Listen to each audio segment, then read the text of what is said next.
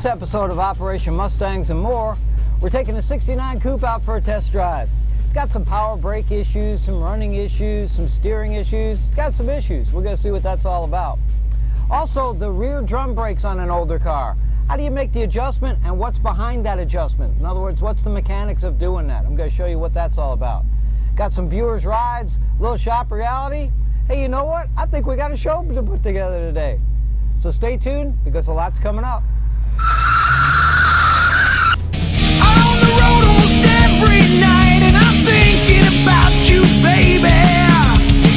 The crowded streets and the neon lights, it sometimes drive me crazy. So far from home and a bit to be tight, 'cause I'm trying to reach you on another line. A stupid lyric from a cover song's been rolling through my head all afternoon long. It's driving me crazy. Ooh, I wanna run away.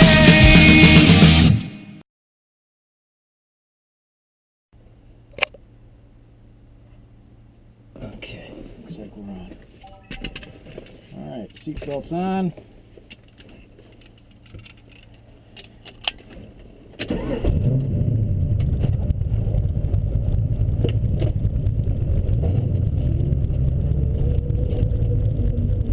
This week's test drive is on a 69 coupe. Customer dropped it off to me with a list of things. One of them is the brakes. It's got a high, hard brake pedal on it, and although the pedal is there, he says it feels like the thing is stopping on ice where it's not stopping. So we're going to take this thing out for a little drive here.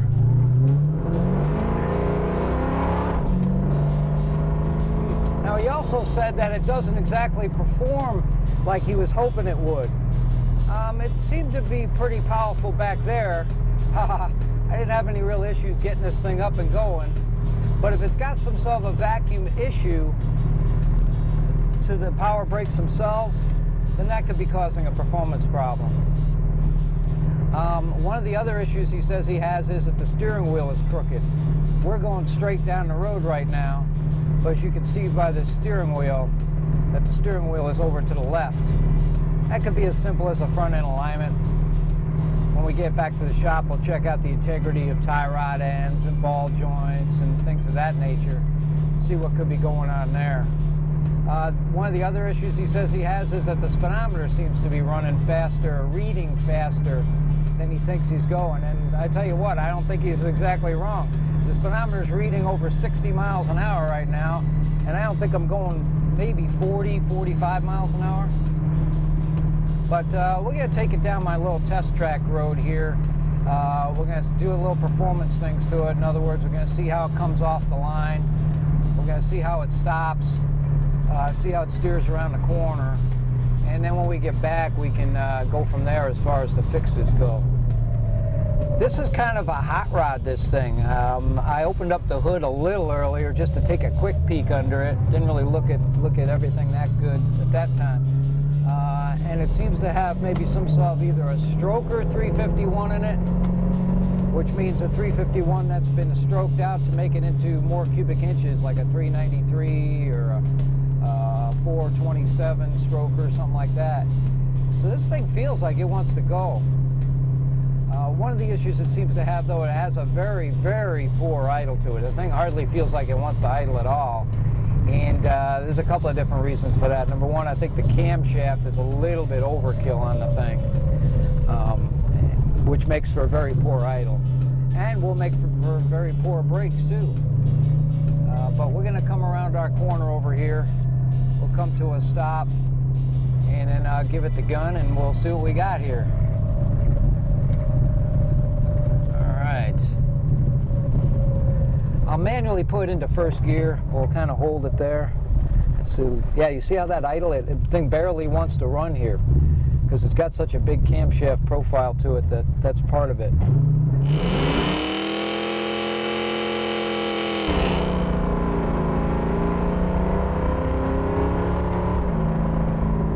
Well, somebody has done their homework as far as transmission goes, because this thing's got one heck of a good trans. Seems like somebody's done their homework as far as motor goes too, because I'm not finding any real lack of power out of this thing. I don't think his issue's there. I think his issues is more that the power brakes are sucking some idle vacuum out of it, making it idle badly. But I don't think he's got an issue with the way the thing runs. Let's turn this thing around here, see what we can do.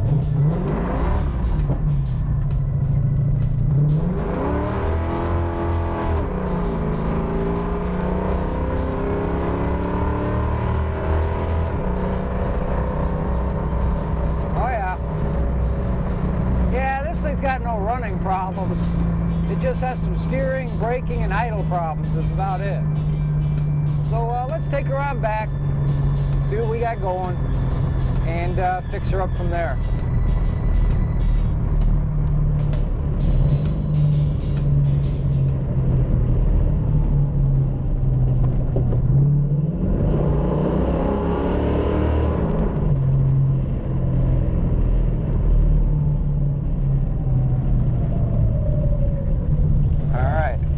Back there and do our thing. This thing shifts amazing, Isn't it? So, you know, it's not even a positive. No, we wonder. What, that side or this side? This side. That side. That's why we didn't do a donut. Right.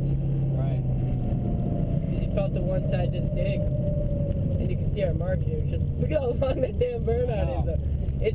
It smokes them into second though. Yeah. Okay, let me get the GoPro out over there.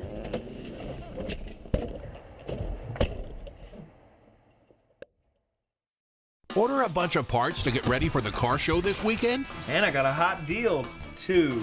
You think? Think again. Oh, man. Tired of back orders? You need NPD. With 4 strategically located superstores, orders are shipped direct to your door within 1 to 3 business days. National Parts Depot has quality restoration parts for Ford truck, Mustang, Camaro, Chevelle, and Firebird. For your free catalog, visit NPD online or call toll-free.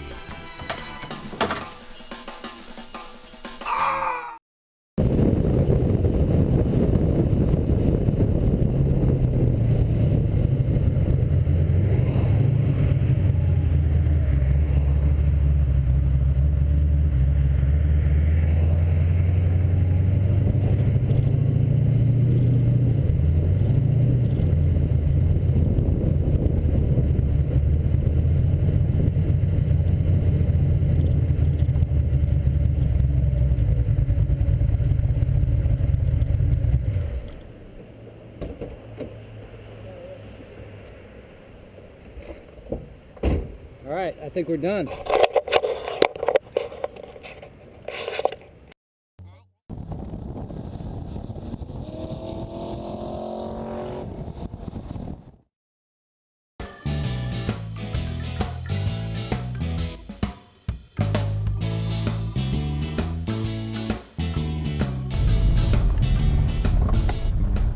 Well, I can hardly even stop this thing. It's like being on ice.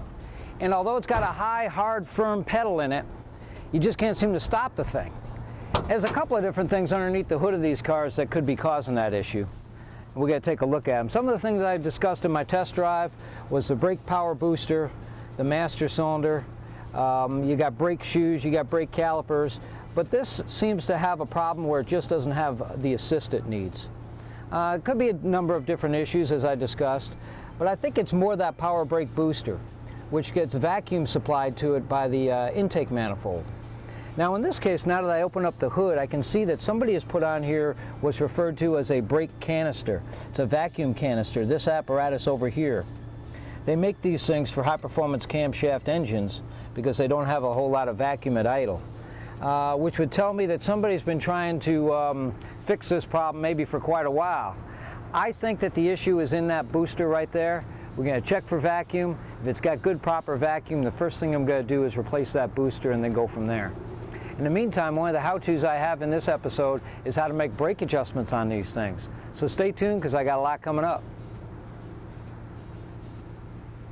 This week's how-to has to do with brakes themselves and the adjustment on those brakes. Got a little 68 coupe. Customer's saying that the brake pedal is a little low, even though most of the parts inside his brake system seem to be new.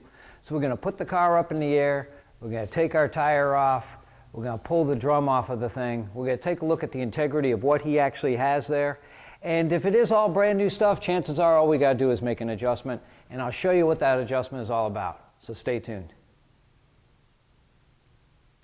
Hi, the Doc here from Mustang Restorations. You know, in over 30 years of restoring these old classics, I've dealt with a lot of companies. And Dallas Mustang has been with me since the 1980s. You go to their website, dallasmustang.com, you'll see parts for the 64 to 73 car, the Fox body car, and of course all that late model stuff that's out there. And for you guys that have a late model Chevy or Dodge sitting next to your pony in the garage, they got stuff for that too. Their phone number, 1-800-MUSTANG. How cool is that? And if you give them a call, make sure you tell them that the Doc sent you. You know, these old Mustangs and classic cars themselves had what was called drum brakes on them. And basically you had a thing that was a brake drum, which is this thing here, that went around a set of brake shoes. And as you pressed on the brake pedal and applied hydraulic pressure to it, these shoes would come out and press against the inside of this brake drum, making the car slow down. But after a while, these things need adjustment. Now they have a self-adjustment cable and apparatus on here, which seems to work pretty well, but over time they get dried out and they don't work as fast as they should. What you have inside here is a self-adjuster. This little gear-looking thing here unscrews and screws in and makes the shoes go in and makes the shoes go out. And that's the way you can maintain your adjustment. When you back up an automobile like this, the little jerking motion when you press on the brake takes these brake shoes and kind of goes like that with it, which will make this cable come up and down and actually adjust this adjuster automatically. See how that works? Well, a lot of times that's just not enough. So what you'll need is a brake spoon, this is called, or a brake adjustment tool. And on the back of the brake drum, what you have is a little sight hole that you can stick this little spoon through and actually come through the other side and adjust this manually. You'll put the car up in the air, you'll leave the tire and the brake drum on the car, and you'll slowly spin the tire to achieve the brake level of resistance that you're going to want while you're making this adjustment. As you make the adjustment, you'll feel some friction against the brake drum itself, and it'll start slowing the tire down. There's a fine line on where you want to have that brake adjustment. If you have it too much, of course you're going to have the brakes on almost all the time, and you're going to wear your brakes down. If you have it on too little, then of course your brake pedal will be a little on the low side. So you just want to have it where there's a little bit of drag on there, kind of where the brake shoes are resting on it, but not necessarily grabbing on the brake shoes. So that's a pretty easy thing for a guy in his garage. You could even use like a flat screwdriver to make a brake adjustment on these things. And most of these older cars, these older classics, Mustangs, Camaros, Cudas, had four-wheel drum brakes on there. So you could do the same thing to the front, really get your brake pedal up in there. Now when you're doing the front brakes, it's real critical that you get your brake adjustment real right on the money. Because if you have, like, say, the right front one a little tighter than the left front one, when you press on the brake, the steering wheel is going to jerk to the one side. So you might have to experiment with that for a while until you finally get to a level where it brakes nice and straight. So that's my how-to. Let's move on to the next segment. You know, in life you can never have too many friends. And this whole internet thing we have with Facebook, I've got over 5,000 friends. And one of my friends from Facebook, Jesse Rodriguez, just recently lost his father. You know what? Family is more than friends. They're family, and they're friends. And it's terrible when you lose your dad or your mom or, you know, somebody close to you like that. But he sent me a picture of his dad, and his dad was into Mustangs. And so I'm sure Jesse and his dad always just tinkered around with Mustangs.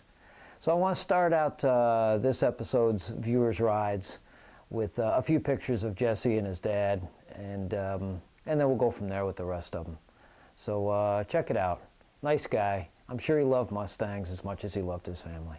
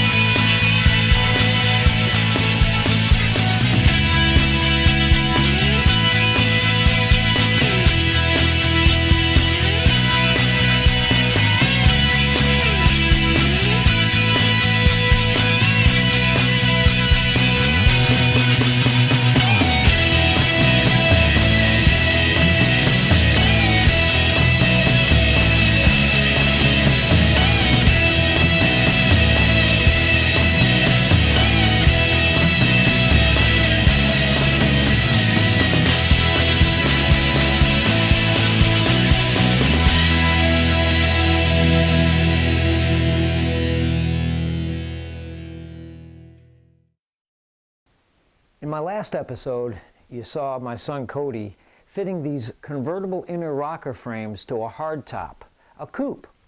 And you might ask, well, why would you be fitting frames like that into a coupe? Well, they have all sorts of things that they can put on hardtop cars to strengthen the underside when you're going to put a big engine in them. And the solution I came up with is to put inner rocker frames and torque boxes in them. What that does for you is it really integrates the strength of the car into the car itself, meaning that you don't have these things hanging down on the bottom which can scrape the road. They don't look real good. They're in the way of exhaust systems. They're just not really cool things to see. And by putting the inner rocker frames in there, you're able to put convertible carpeting in there, and then you have this whole thing that's integrated into the chassis of the car, so there's no way, no matter what big engine you put in there, that this car is going to get any twist. So check it out. He fit the inner rockers last week, and now he's doing a little welding to them.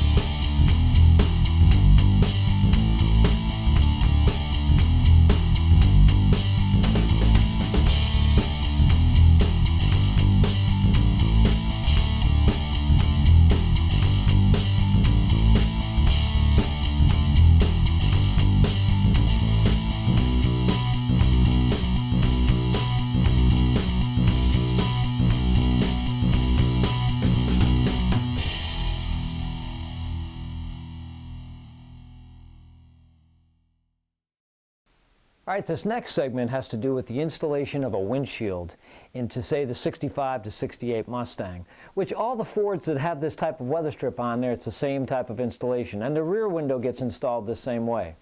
There's a little trick to the trade here that I'm going to show you that I certainly didn't invent, but I certainly took advantage of it. And when you check it out, you're going to take advantage of it too.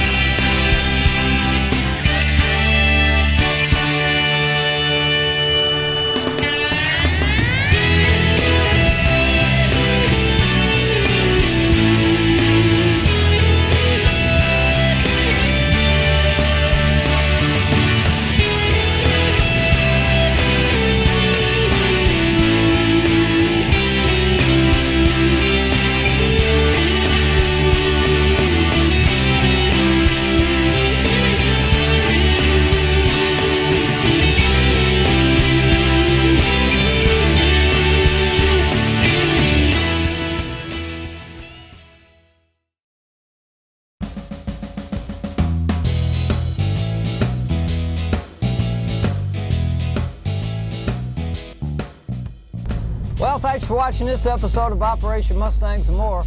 We had a lot of fun today. I know I did. I tell you what, send me in some more viewers' rides pictures. I'm posting those things on my website and I'm putting them in my show. Send them to mustangqa@sbcglobal.net. We'll get them posted up there. Also, if you have a short little repair clip you need to have looked at by me, send it to me. I'll take a look at it. You know, this doctor's always in, so what the heck? And in the meantime, remember, what am I going to say? This doctor, the doctor of restorations, yeah, I'm always in. Thanks for watching. We'll see you next time. Take it easy.